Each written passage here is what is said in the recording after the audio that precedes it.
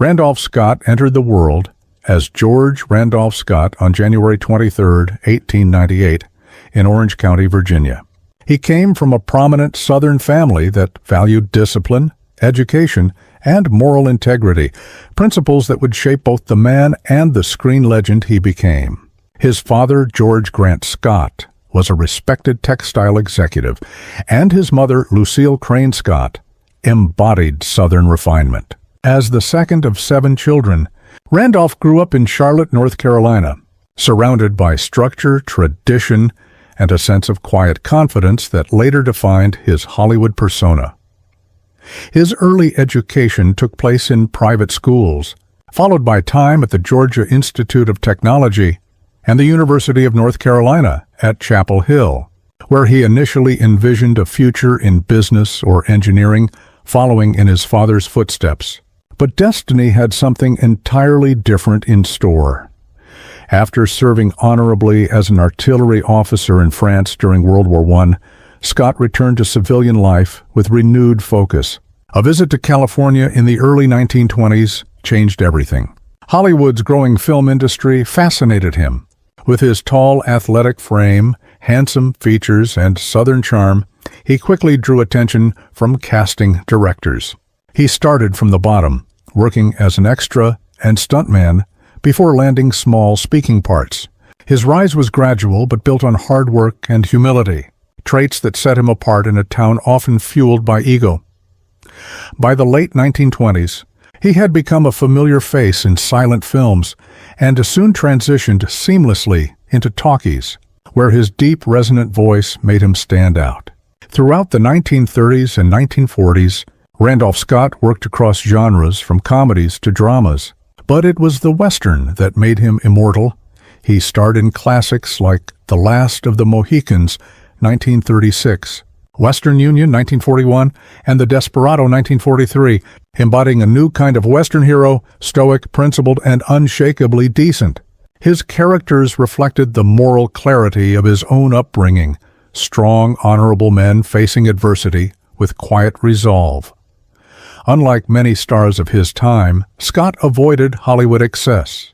He earned a reputation for professionalism, modesty, and an unwavering focus on his craft. His collaborations with director Bud Budisher in the 1950s produced some of the genre's most revered works, including 7 Men from Now, 1956, Ride Lonesome, 1959, and Comanche Station, 1960. These films portrayed him as a man of action, haunted by the past.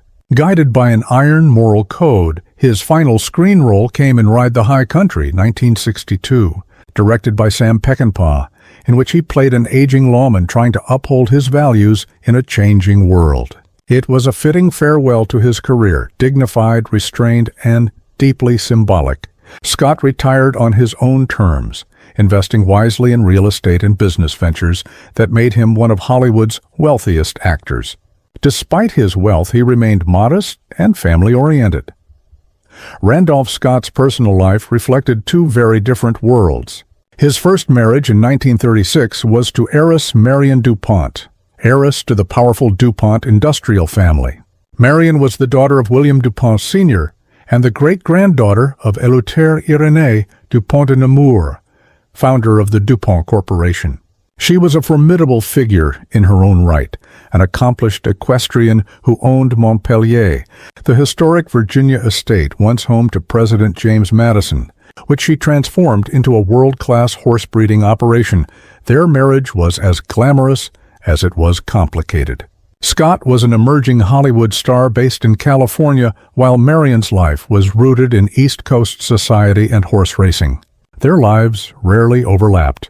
After 3 years, they divorced in 1939, though the split was amicable. Interestingly, Marion kept the name Marion DuPont Scott for the rest of her life, until her death in 1983, a subtle sign that their bond left a lasting imprint. Scott's second marriage, to Patricia Stillman in 1944, brought him something entirely different: peace.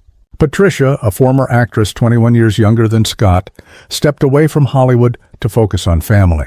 Together, they adopted 2 children, Sandra and Christopher, in 1950. Friends describe Scott as a warm, devoted father and a loyal husband. Their marriage lasted more than 4 decades, ending only with his death, and became one of Hollywood's rare examples of enduring, scandal-free love. In the world of westerns, Randolph Scott and John Wayne stood like twin mountains, 2 icons of rugged masculinity.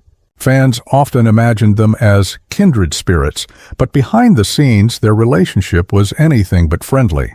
Scott harbored a deep, lifelong dislike for Wayne, one rooted not in professional rivalry, but in personality, values, and their opposing views on the West itself. "I never cared for the man," Scott once said. "He represented everything in Hollywood I didn't admire." Scott's acting was subtle and controlled. His characters were men of few words, whose power came from presence rather than volume. Wayne, by contrast, was loud, swaggering, and theatrical, commanding attention with bravado. "Wayne was a showman," Scott remarked. "I was a craftsman. There's a difference." To Scott, Wayne represented Hollywood myth-making, a salesman's version of the West, more concerned with image than truth. Their films never directly pitted them against each other, but the industry often compared their box office power.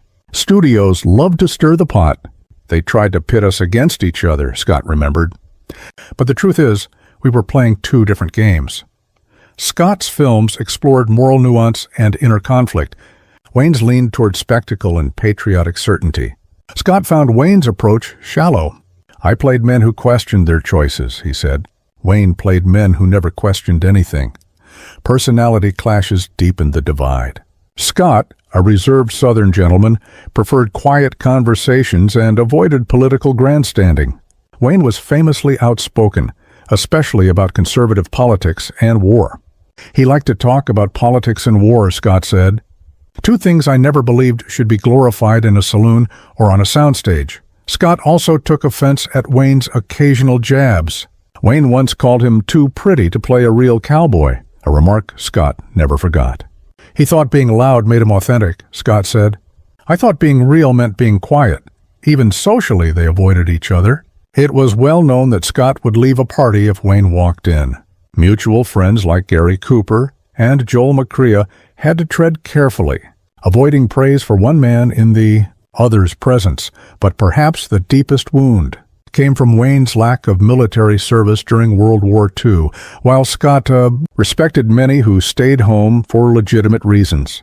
He couldn't abide Wayne playing fearless war heroes on screen after refusing to serve.